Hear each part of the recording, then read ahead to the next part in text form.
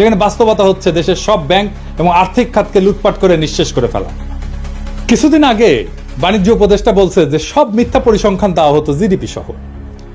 এটা এমন না যে এখন বলা হচ্ছে, হাসিনার আমলেও পত্রিকা মিথ্যা পরিসংখ্যান নিয়ে লিখত।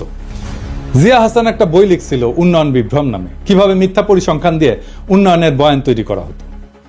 তাহলে সেই আওয়ামী লীগ 50 বছর আগের ঘটনাকে নিয়ে কি রকম কারচুপি করছে সেটা সহজে অনুমান করা যায়। আমরা অনুমান করব না, আমরা তথ্য দিয়ে দেখব। আমরা আজকে আওয়ামী লীগের এই বয়ানকে তৎকালীন বাস্তবতার আলোকে পরীক্ষা করে দেখব যে এই অভিশপ্ত দলটা সেখানেও কি রকম কারচুপি করছিল।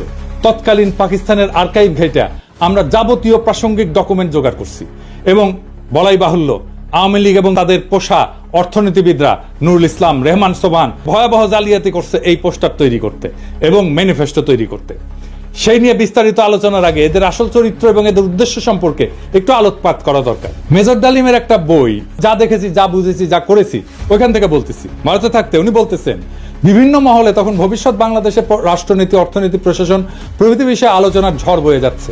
একদিন এক সামাজিক অনুষ্ঠানে সরকারের এক অর্থনৈতিক উপদেষ্টা বললেন, স্বাধীন বাংলাদেশের ইকোনমিক ভায়াবিলিটি তেমন একটা নাই, মানে এটা অর্থনৈতিকভাবে এটা সফল হবে না। তার এই ধরনের বক্তব্যে অবাক করেছিল অনেককেই। প্রশ্ন করা হয়েছিল, স্বাধীন বাংলাদেশের ইকোনমিক ভায়াবিলিটি যদি নাই থাকে তবে আপনারা 6 দফা প্রণয়ন করে জনগণকে উস্কে দিয়েছিলেন কেন?